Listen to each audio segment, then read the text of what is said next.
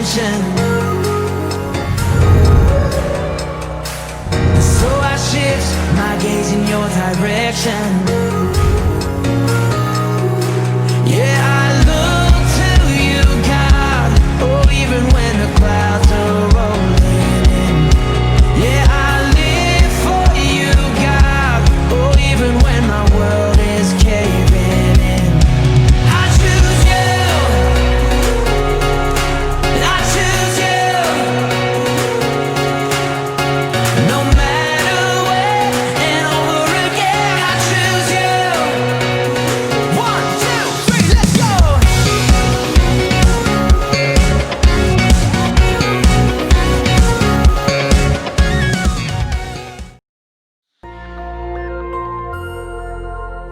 Shalom Bapak Ibu Saudara sekalian. Hari ini kita akan membahas tentang ibadah online dan ibadah offline. Pandemi COVID-19 yang terjadi di tahun 2020 telah membawa begitu banyak perubahan dalam kehidupan kita semua. Cara kita belajar berubah, cara kita bekerja sekarang juga harus berubah. Begitu juga dengan cara kita hidup, semuanya telah berubah. Termasuk bagaimana cara gereja menjalankan ibadahnya hari-hari ini. Gereja berpindah dari ibadah offline menjadi ibadah online untuk menyikapi situasi yang sedang berkembang. Pertanyaannya, apakah ibadah online itu sesuai dengan firman Tuhan atau tidak? Untuk itu, mari kita belajar tentang apa itu gereja. Dalam Matius 16 ayat yang ke-18, firman Tuhan berkata, "Dan aku berkata kepadamu, engkau adalah Petrus, dan di atas batu karang ini, aku akan mendirikan jemaatku, dan alam maut tidak akan menguasainya." Kata jemaat di sini diambil dari bahasa asli yaitu eklesia. Ek artinya keluar dan kalein artinya memanggil. Eklesia, Tuhan memanggil umatnya dari dalam dunia untuk masuk ke dalam kerajaan Allah. Dari pengertian ini kita bisa mendapati pemahaman bahwa gereja itu bukan bicara soal gedung, tempat, organisasi, dan lain sebagainya. Tapi gereja berbicara tentang orang-orang yang ada di dalamnya. Gereja adalah perkumpulan orang-orang kudus yang menerima keselamatan lewat pengorbanan Yesus di kayu salib, yang percaya bahwa Yesus adalah Tuhan, penuh dengan Roh Kudus dan hidupnya sesuai dengan firman Tuhan. Itulah gereja yang sesungguhnya. Dan kita adalah gereja. Ya, Anda adalah gereja. Kitalah semua gereja yang sesungguhnya. Sekarang bagaimana dengan ibadah online? Apakah ibadah online itu Tuhan berkenan atasnya? Apakah Tuhan menyertai ibadah online? Apakah ibadah online adalah sesuatu yang sah dan benar untuk kita lakukan? Jawabannya tentu saja iya. Tuhan pasti menyertai ibadah online. Tuhan hadir di dalam ibadah online. Dan ibadah online adalah ibadah yang sah dan boleh kita lakukan. Apa dasarnya? Ingat, gereja bukan bicara soal gedung, tempat, dan organisasi. Tapi gereja berbicara tentang orang-orang yang ada di dalamnya. Bagi sebagian orang, mereka merasa bahwa beribadah online rasanya berbeda dengan pada waktu ibadah offline. Tentu saja Bapak Ibu Saudara, berkumpul bersama dengan 100 orang rasanya pasti berbeda dengan berkumpul bersama 2 atau 3 orang seperti yang sedang kita lakukan sekarang. Tapi ingat, jangan pakai perasaan. Datang kepada Tuhan, pakai iman, jangan pakai perasaan. Yohanes 4 ayat 23-24 firman Tuhan berkata seperti ini. Tetapi saatnya akan datang dan sudah tiba sekarang, bahwa penyembah-penyembah benar akan menyembah Bapa dalam roh dan kebenaran, sebab Bapa menghendaki penyembah-penyembah demikian. Allah itu roh, dan barang siapa menyembah Dia harus menyembahnya dalam roh dan kebenaran. Dikatakan bahwa kita itu menyembah Tuhan yang adalah roh. Roh itu tidak bisa dibatasi oleh ruang dan waktu. Artinya, ibadah kita juga seharusnya tidak dibatasi oleh ruang dan waktu. Kenapa? Karena Tuhan bisa datang kapanpun, dimanapun, dan dengan cara apapun. Tuhan adalah pribadi yang tidak bisa dibatasi oleh ruang, waktu, dan tempat. Begitu juga seharusnya dengan ibadah-ibadah kita. Apakah masih ingat peristiwa pencurahan Roh Kudus di zaman para rasul? Mereka tidak punya gedung yang bagus, mereka tidak berkumpul di tempat yang mewah, mereka tidak punya peralatan sound system seperti yang kita miliki sekarang. Tetapi lihat apa yang terjadi pada waktu mereka berkumpul bersama-sama sebagai sebuah gereja, unity di sana. Tuhan mencurahkan rohnya atas mereka semua. Yang paling penting adalah esensinya, bukan caranya. Ibadah secara online adalah cara untuk kita melakukan sesuatu dalam menyikapi situasi yang ada hari-hari ini. Tetapi yang tidak boleh berubah adalah esensi daripada ibadah itu sendiri. Apa esensi dari sebuah ibadah? Tuhanlah yang menjadi pusat dari semua yang kita lakukan pada waktu ibadah itu berlangsung. Cara bisa berubah, cara hari ini bisa berbeda dengan cara tahun yang akan datang.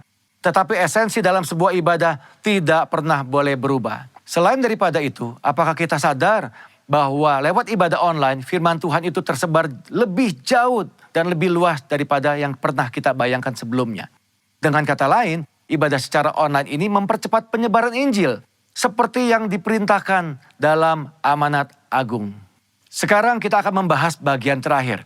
Apakah setelah pandemi ini berakhir, kita tidak perlu lagi datang ke gereja atau mengikuti ibadah offline seperti sebelumnya? Tentu saja tidak, Bapak Ibu Saudara sekalian. Ada 3 alasan kenapa kita tetap harus datang ke gereja berkumpul bersama-sama seperti yang kita lakukan di masa sebelumnya. Alasan yang pertama, 1, adalah atmosfer atau suasana ibadah. Yang kedua, tentang impartasi dan pengurapan kuasa Roh Kudus yang biasa dilakukan lewat penumpangan tangan. Ini sulit untuk dilakukan pada waktu ibadah secara online.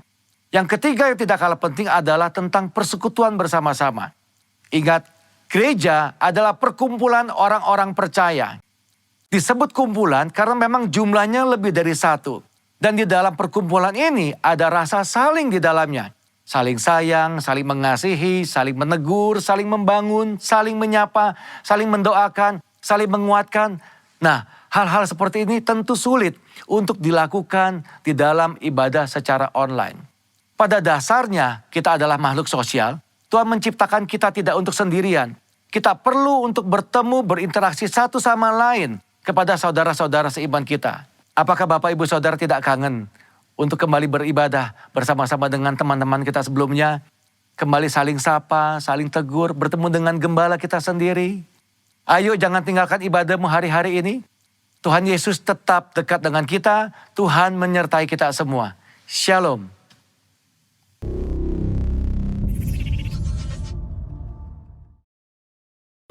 Shalom Bapak Ibu Saudara dikasih oleh Tuhan. Selamat pagi dimanapun Bapak Ibu Saudara berada. Pagi hari ini bersama-sama walaupun dalam kondisi kita ibadah online, tapi kita percaya Tuhan hadir dimanapun Bapak Ibu berada. Belajar mengucap syukur kepada Tuhan sebab Dia Allah yang baik buat hidup kita.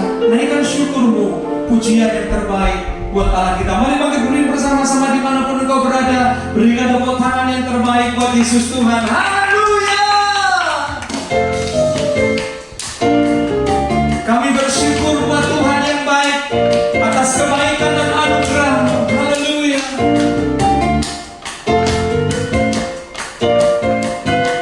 Segala puji syukur hanya bagi-Mu Tuhan. Sebab Kau yang layak dipuja. Kami mau bersorak tinggikan nama-Mu. Haleluya. Segala puji syukur hanya bagi-Mu Tuhan. Sebab Kau yang layak dipuja. Kami mau bersorak tinggikan nama-Mu. Haleluya. Sorak haleluya. Soraklah haleluya. Soraklah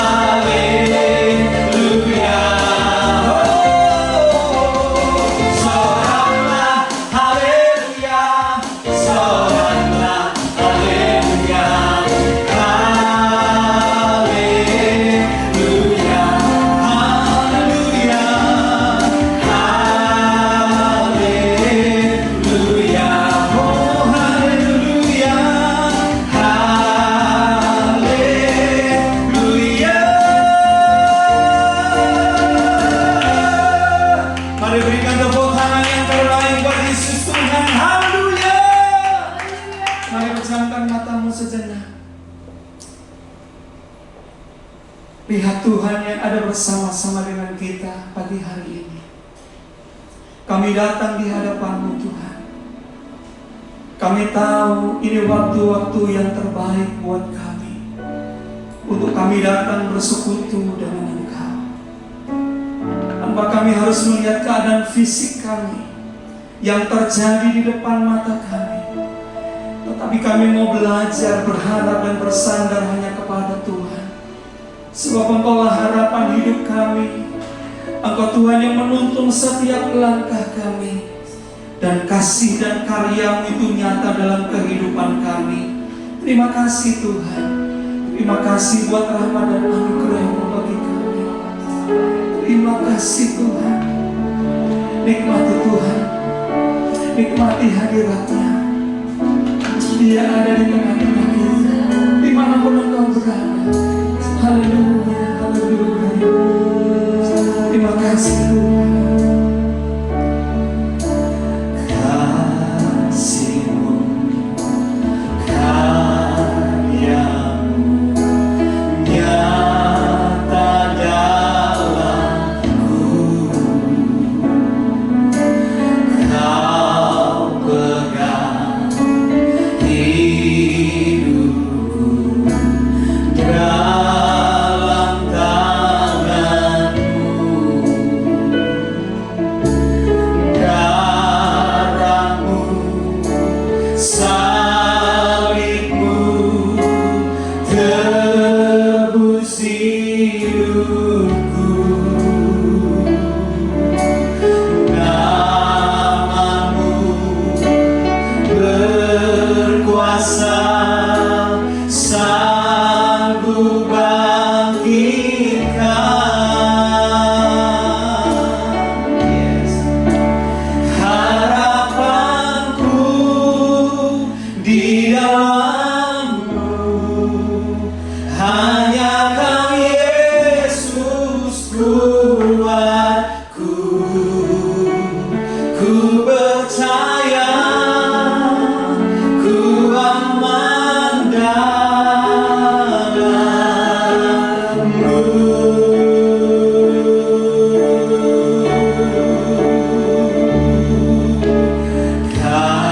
Kasih-Mu, karya-Mu nyata dalamku. Kau pegang hidupku dalam tangan-Mu. Darah-Mu, salib-Mu tebus hidupku. Nama-Mu berkuasa, sanggup bangkitkan.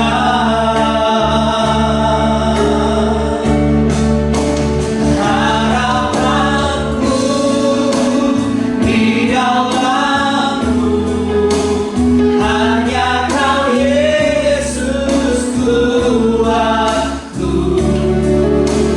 Ku percaya, ku aman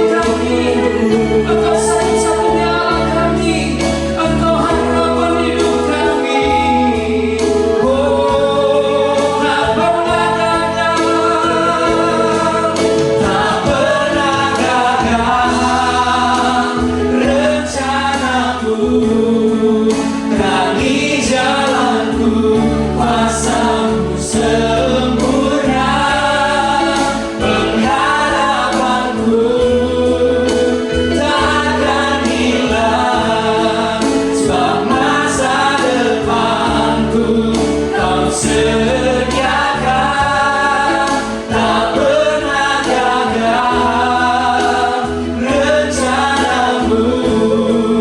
Terangi hidupku, kuasamu sempurna, pengharapanku takkan hilang, sebab masa depan ku dah lalu.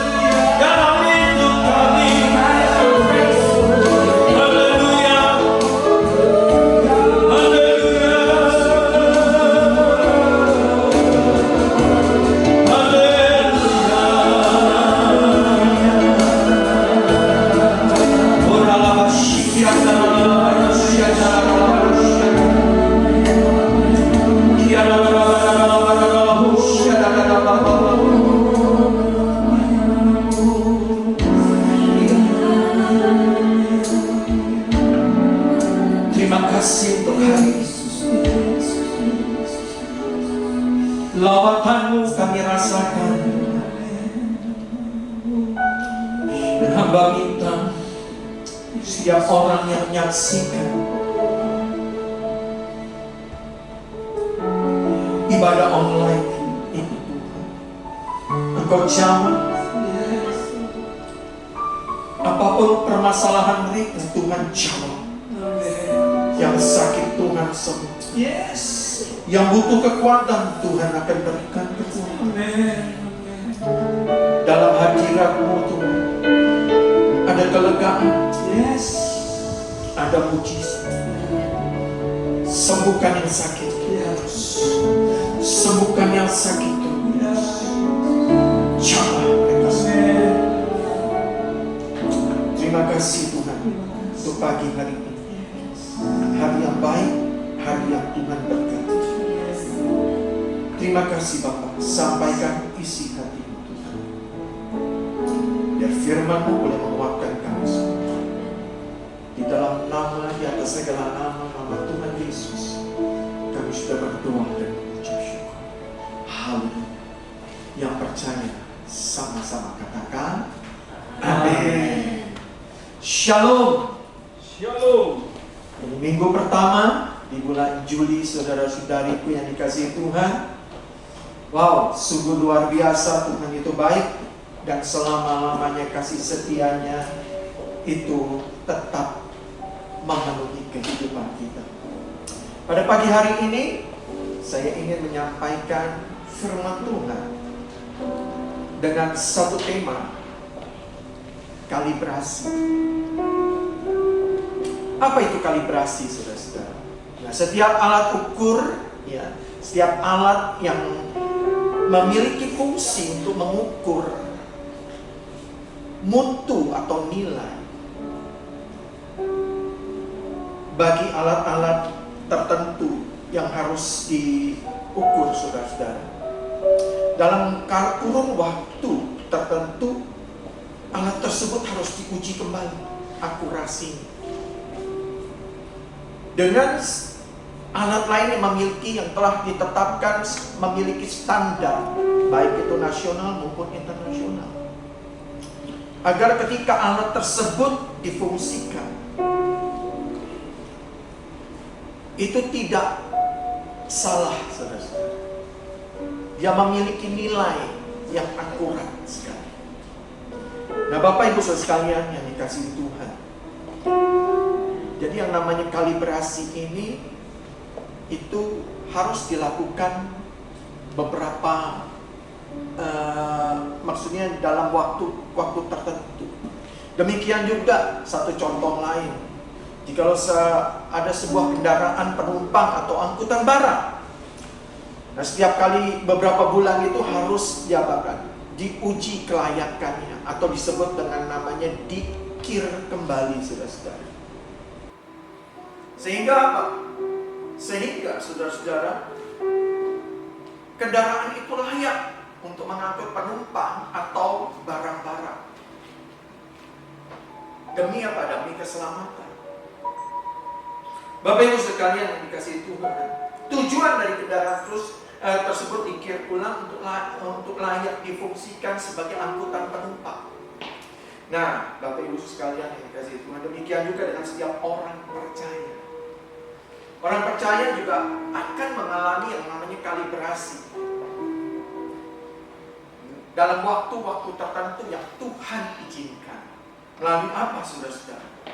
Kalibrasi melalui orang percaya itu melalui ujian-ujian yang dialami. Mengapa Tuhan perlu mengkalibrasi kehidupan kita sebagai orang-orang yang percaya kepada Dia? Di dalam 2 Timotius pasal yang kedua, ayat yang ke-20 sampai dengan 21 berkata demikian. Dalam rumah yang besar, bukan hanya terdapat perabot dari emas dan perak, melainkan juga dari kayu dan tanah. Yang pertama dipakai untuk maksud yang mulia, dan yang terakhir untuk maksud yang kurang mulia. Nah, Bapak Ibu Saudara sekalian yang dikasihi Tuhan, melalui firman Tuhan ini kita baru mengerti bahwa Tuhan itu memiliki panggilan dan tujuan tujuan yang mulia bagi setiap orang-orang pilihannya. Saudara-saudara dan saya adalah orang-orang pilihan Tuhan. Dan Tuhan memiliki panggilan dan tujuan yang mulia di dalam setiap kehidupan kita. Tuhan ingin membuat kita menjadi perkakas. Bukan seperti kayu dan tanah, tetapi dari emas, paling tidak perak, saudara-saudara.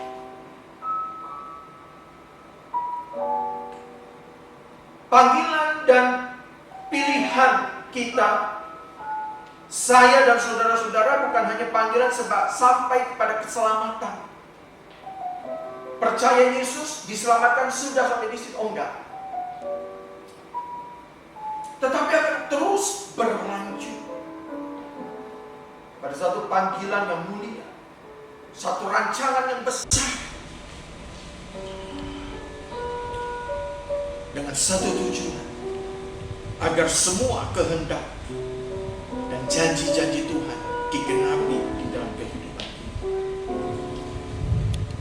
Kalau kita baca 2 Timotius pasal yang kedua ayat 20 sampai 21, Tuhan ini memberikan satu gambaran. Dengan contoh, di dalam satu rumah itu ada 4 perabot. Yang pertama dari emas, perak, kayu dan tanah. 2 hal yang pertama itu untuk maksud atau hal-hal yang mulia, dan 2 yang terakhir itu untuk hal-hal yang kurang mulia. Nah, Bapak Ibu Saudara sekalian yang dikasihi Tuhan, Tuhan memberikan gambaran ini. Ini merupakan satu gambaran tingkatan kualitas setiap orang percaya, yang masing-masing dipakai untuk tujuan yang sesuai dengan kualitasnya.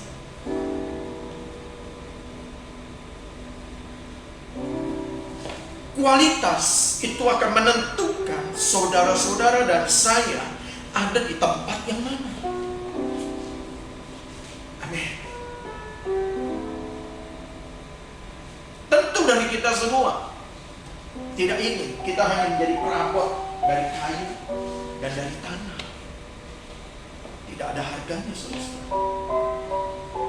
Kita pasti memilih, kita ingin di dalam panggilan dan tujuan-tujuan Tuhan agar kita menjadi perabot yang mulia. Karena apa? Kualitas menentukan engkau mulia atau tidak.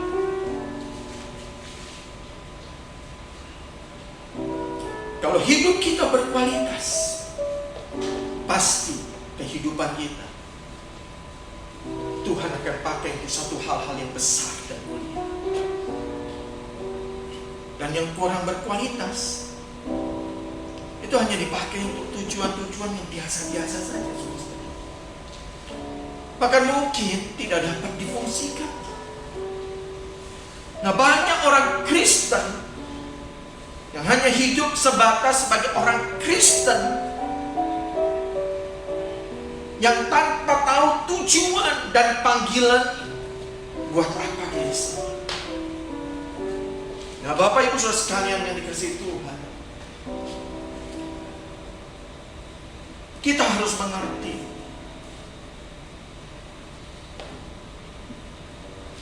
hidup kita akan terus berproses dari satu proses kepada proses yang lain, dan semakin hari kehidupan kita semakin berkualitas, semakin kita naik. Bapak Ibu Saudara sekalian kasih Tuhan, ketika kita mulai naik, kita akan semakin sekualitas dengan emas. Karena emas dan perak itu pasti disimpan di tempat-tempat yang aman. Emas dan perak pasti dilindungi. Karena apa, saudara-saudara? Karena berharga.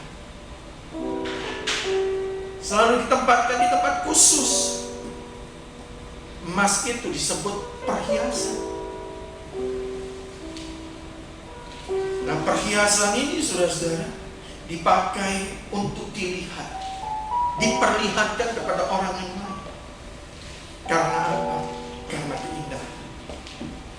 Karena emas dibentuk, diproses, didesain sedemikian rupa untuk menjadi satu barang yang bukan hanya diperlihatkan sebagai barang yang indah dan berkualitas, tetapi emas juga sudah dipergunakan untuk mengikat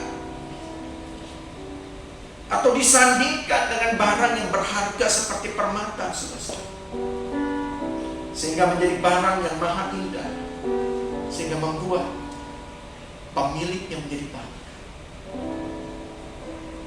Bapak Ibu saudara sekalian dikasih Tuhan, ini tujuan Tuhan dalam kehidupan kita, menjadikan kita emas atau permata yang dapat berharga di mata Tuhan, menarik di mata Tuhan, menjadi satu kesukaan dan kegembiraan Tuhan.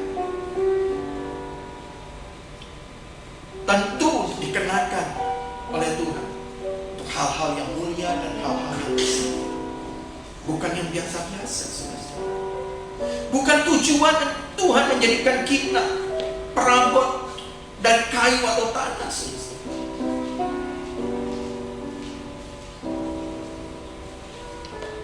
Rancangan Tuhan dalam kehidupan orang Kristen bagi saudara-saudara dan saya bukan rancangan yang biasa-biasa, yang murahan, yang tidak ada artinya. Tetapi semua rancangan atau yang ada di dalam pikirannya Tuhan, di dalam blueprintnya Tuhan,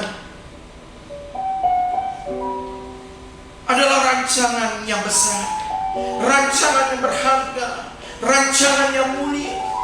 Karena saudara-saudara dan saya diciptakan sesuai dengan gambar.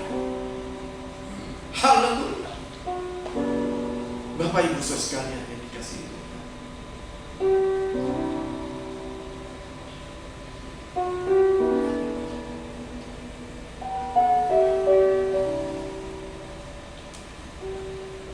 hal lain lagi, saudara, ketika saudara-saudara dan saya menjadi milik atau menjadi barang kesayangan Tuhan, menjadi barang atau perabot yang berharga, Tuhan ingin menyatakan bahwa selalu ada perbedaan, akan sangat nampak perbedaan dari orang-orang yang percaya, yang menjadi milik kepunyaannya sebagai orang pilihan, dengan orang yang bukan menjadi milik kepunyaan. Disitulah akan tampak perbedaan antara orang yang percaya, menjadi orang pilihan, menjadi orang kesukaan dan kesayangan, dengan orang yang tidak. Akan terjadi sangat perbedaan, karena Tuhan berkarya di dalam kehidupan saudara-saudara dan saya, sehingga kehidupan saudara-saudara dan saya menjadi satu kesaksian yang hidup, menjadi teladan, menjadi contoh, bahwa ada sesuatu yang berbeda dalam dirimu dan diri saya, bahwa ada sesuatu yang besar yang bekerja dalam hidupmu. Tuhan ingin menyatakan pribadinya, dirinya di dalam kehidupan kita, agar supaya orang lain melihat bahwa Allah yang kita sembah di dalam Kristus adalah Allah yang berbeda, Allah yang dahsyat, Allah yang besar. Saudara-saudara dan saya akan dipakai untuk menjadi satu kesaksian yang meninggikan dan memuliakan Tuhan. Tuhan tidak akan pernah, saudara-saudara, mempermalukan dirinya dan diri kita semua yang percaya. Nah, saudara-saudara, Untuk alasan dan tujuan yang mulia ini, kita perlu dikalibrasi kembali sewaktu-waktu. Sadar atau tidak sadar, saudara-saudara, ketika ada ujian yang engkau hadapi dalam hidup, maka disitulah saudara-saudara harus tahu, saudara-saudara sedang dikalibrasi. Tapi satu hal, janji Tuhan di dalam 1 Korintus pasal 10 ayat 13. Firman Tuhan demikian, pencobaan-pencobaan yang kamu alami ialah pencobaan-pencobaan biasa yang tidak melebihi kekuatan manusia. Sebab Allah setia, dan karena itu Ia tidak akan membiarkan kamu dicobai melampaui kekuatanmu. Pada waktu kamu dicobai, Ia akan memberikan kepadamu jalan keluar sehingga kamu dapat menanggung. Ini janji Tuhan. Setiap ujian yang kita lewati, yang kita hadapi, itu tidak akan pernah melampaui kekuatan kita. Karena Tuhan tahu kekuatan, potensi, sampai kelemahan-kelemahan yang ada dalam diri kita.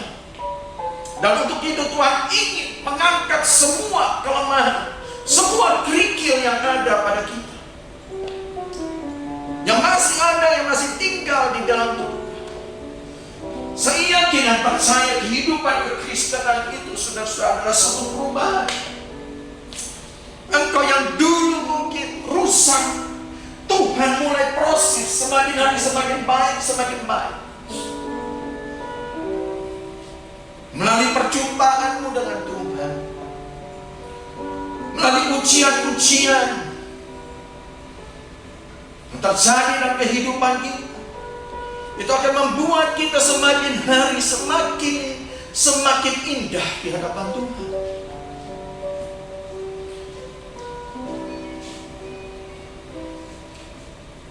Karena satu hal, saudara-saudara, seperti yang tadi saya katakan, saudara-saudara ingin dipajang, ingin ditaruh dan diletakkan di dalam frame yang Dia buat, di dalam satu bingkai rencana Tuhan. Saudara-saudara akan ditaruh di tempat-tempat atau di sudut atau di tempat yang strategis, agar setiap orang lain dapat melihat saudara-saudara dan saya, dan itu akan membawa kebanggaan bagi Tuhan. Saudara-saudara dan saya dapat dinikmati oleh Tuhan, dan juga dinikmati oleh orang yang ada di sekitar kita. Bahwa engkau menjadi terang, bahwa engkau menjadi garam, bahwa engkau menjadi satu kesaksian yang hidup, yang memberikan dampak kehidupan, yang memberikan dampak yang positif dimanapun engkau berada, saudara-saudara. Haleluya. Jangan takut dengan ujian. Dan ujian dan tempaan hidup dari masing-masing kita akan berbeda sesuai dengan panggilan dan rencana di dalam setiap pribadi. Saudara-saudara dan saya akan mengalami pembersihan sepanjang hidup ini, selama saudara-saudara dan saya mau dipakai untuk pekerjaan-pekerjaan yang besar dan mendatangkan kemuliaan.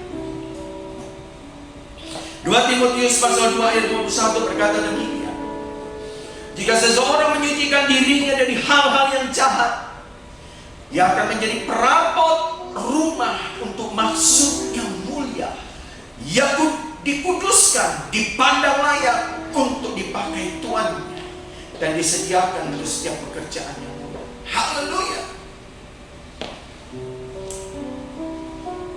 Ketika saudara-saudara dipakai untuk maksud-maksud yang mulia, harus menjalani proses,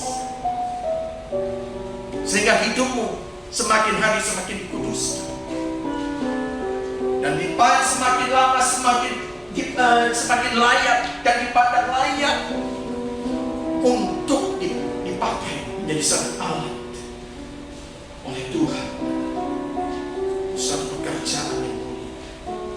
Bapak Ibu saudara sekalian yang dikasihi Tuhan,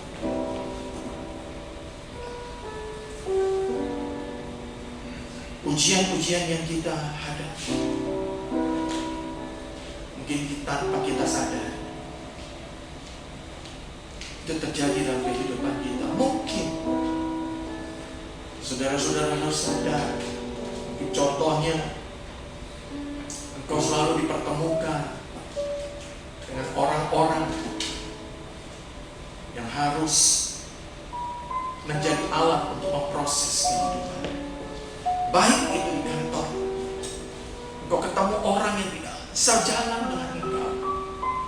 Engkau menemukan orang yang menjengkelkan dalam hidupmu. Engkau ada di komunitas pelayanan, mungkin ada orang-orang tertentu yang membuat selalu konflik dengan engkau. Dan kalau hal itu sering terjadi dalam kehidupan, ketika engkau pindah pekerjaan pun, ketika engkau pindah pelayanan pun, engkau selalu mengalami hal tersebut. Saya mau katakan, mungkin problem bukan hanya dari orang pribadi-pribadi, orang tersebut, tetapi problem ada di dalam kehidupan kita. Tuhan ingin menunjukkan ada sesuatu yang kurang beres, ada sesuatu yang menjadi kelemahan kita yang perlu diberesi dan diperbaiki dalam hidup kita. Bapak Ibu saudara sekalian yang dikasihi Tuhan, kita harus sadar, terbuka terhadap masalah dalam hidup.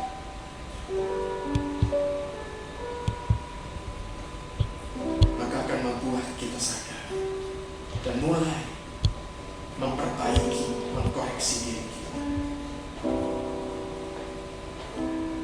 Problem akan membawa kita mengerti siapa diri kita yang penuh dengan kekurangan, kelemahan, sehingga kehidupan kita semakin hari, setiap saat harus diperbaiki dan dikoreksi. Bapak Ibu saudara sekalian yang dikasihi Tuhan, setiap ujian yang terjadi dalam kehidupan kita tidak akan membawa kita semakin turun, tetapi semakin naik.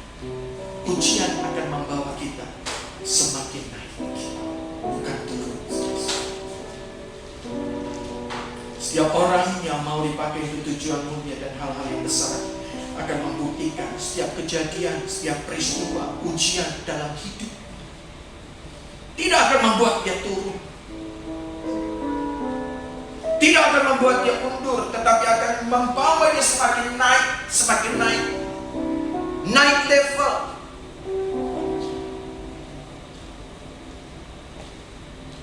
Setiap orang yang dibakar dalam api pengujian, kata Maliaki 3 ayat 3, bukan Maliaki 3 ayat 3. Ayat firman Tuhan yang luar biasa. Ia akan duduk seperti orang yang memurnikan dan mentahirkan perak, dan ia mentahirkan orang Lewi, menyucikan mereka seperti emas dan seperti perak, supaya mereka menjadi orang-orang yang mempersembahkan korban yang benar kepada Tuhan. Saya lebih suka kepada Maliaki pasal 3 ayat 3 dari terjemahan lama. Demikian firman Tuhan, saya akan bacakan, mungkin tidak ada terjemahan lama.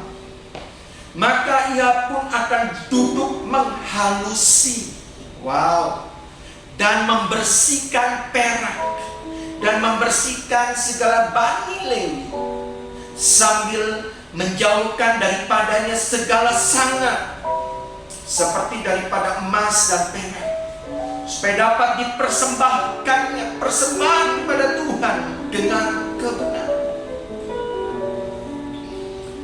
Di sini ada kata-kata ia duduk menghalusi. Saudara-saudara yang sedang mengalami proses demi proses, itu sedang di-finishing oleh Tuhan untuk dipersiapkan untuk sesuatu yang mulia. Dan orang-orang yang sedang di-finishing oleh Tuhan semakin nampak auranya, cahaya kemuliaannya semakin bersinar. Tidak semakin kusam. Dan firman Tuhan katakan sambil menjauhkan diri daripadanya segala sana. Apa itu sana? Bapak Ibu Saudara sekalian yang dikasihi Tuhan, sana adalah buih atau kotoran-kotoran yang pada saat emas itu dilebur. Sana itu berupa buih dari kotoran-kotoran yang melekat, tidak banyak. Tetapi ketika dimurnikan terus, sana itu akan terpisah. Kotoran itu akan terpisah dan emas itu akan semakin murni.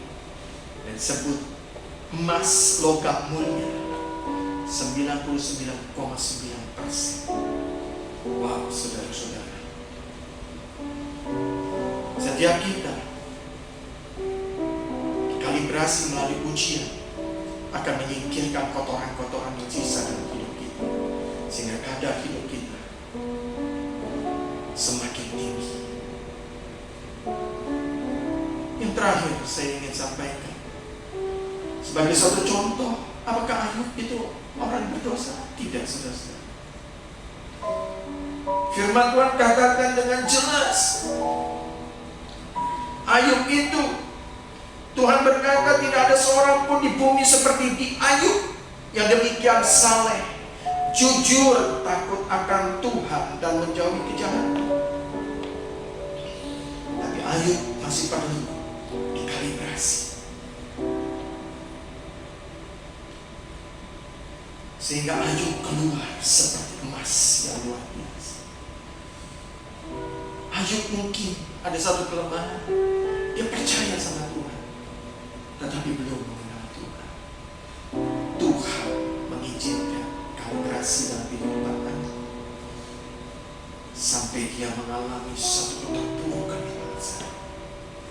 Tapi dia tetap tidak tinggalkan Tuhan. Dia tetap percaya pada Tuhan dan menyerahkan hidupnya kepada Tuhan. Maka Tuhan memulihkan dengan luar biasa. Kalau dulu Ayub mengenal Tuhan daripada apa kata orang, sekarang dia berjumpa bukan dengan Tuhan melalui ujian, melalui kalibrasi itu, sehingga dia mengenal Tuhan. Mungkin hari-hari ini engkau sedang mengalami pengkalibrasian. Engkau mengalami banyak ujian. Engkau harus tahu bahwa Tuhan sedang memurnikan kita, sedang membentuk kita menjadi emas yang semakin hari kadarnya semakin meningkat. Ada satu tujuan mulia, untuk menjadi perabot yang mulia, untuk menjadi kebanggaan Tuhan, untuk menjadi milik kesayangan Tuhan, yang dipakai untuk kemuliaan.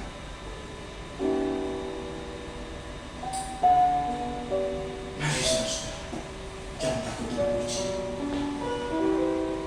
Tuhan akan terus membersihkan kita menjadi sesuatu yang berharga dan habis. Amin. Mari kita akan masuk di dalam perjamuan kudus.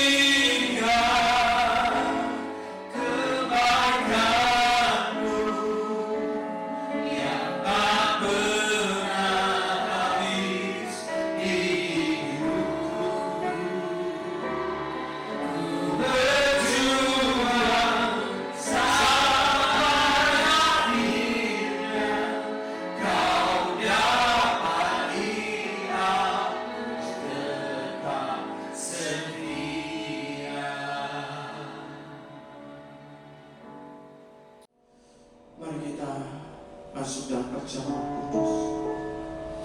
Kita bereskan setiap kehidupan kita di hadapan Tuhan.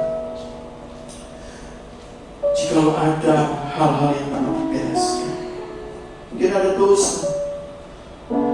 dosa yang kita tidak sadar, kita minta Tuhan akhirkan kita semua. Sebab apa yang telah kuteruskan kepadamu telah aku terima dari Tuhan, yaitu bahwa Tuhan Yesus pada malam waktu ia diserahkan mengambil roti, dan sesudah itu ia mengucap syukur atasnya, yang memecah-mecahkannya dan berkata, inilah tubuhku yang diserahkan bagi kamu. Perbuatlah ini menjadi peringatan akan aku. Bapak Ibu Saudara sekalian yang dikasihi Tuhan, bukankah roti yang atasnya kita ucapkan syukur adalah persekutuan kita dengan tubuh Kristus? Mari kita makan bersama dalam nama Tuhan.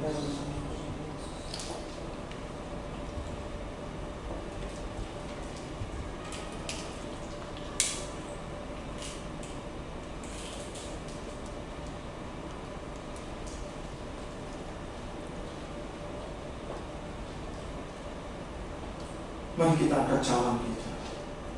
Demikian juga yang mengambil cawan sesudah makan lalu berkata, cawan ini adalah perjanjian baru yang dimeteraikan oleh darahku. Perbuatlah ini setiap kali kamu meminumnya menjadi peringatan akan aku. Bapak Ibu Saudara-saudariku yang dikasihi Tuhan, bukankah cawan yang atas kita ucapkan syukur adalah persekutuan kita dengan darah Kristus. Mari kita minum bersama dalam nama Tuhan. Kita naikkan syukur kita dengan segenap hati. Terima kasih. Terima kasih Tuhan. Terima kasih. Terima kasih Tuhan bagi tubuh dan darah. Terima kasih Allah mencurahkan. Terima kasih Tuhan, sembuhkan sakit, sembuhkan kami, pulihkan Tuhan, pulihkan Tuhan, berikan kelegaan kepada semua umat-Mu. Roh Kudus jamah setiap kami, Roh Kudus tahu kebutuhan kami, jamah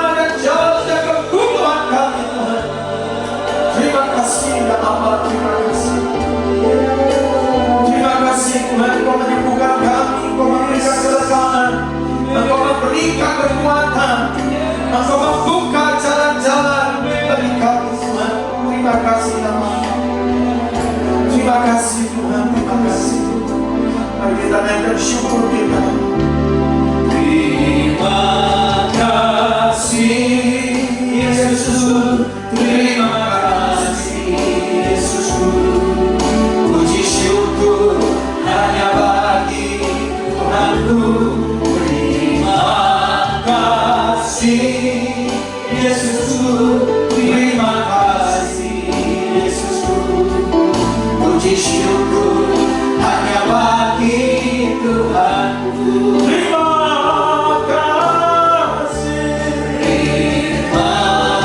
kasih Yesusku, terima kasih Yesusku. Puji syukur hanya bagi Tuhanku. Terima kasih Yesusku, terima kasih Yesusku. Puji syukur hanya bagi Tuhanku. Puji syukur hanya bagi Tuhanku. Puji syukur hanya bagi Tuhanku.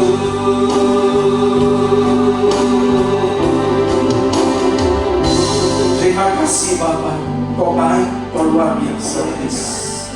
Terima kasih untuk pagi hari ini di mana kami boleh beribadah.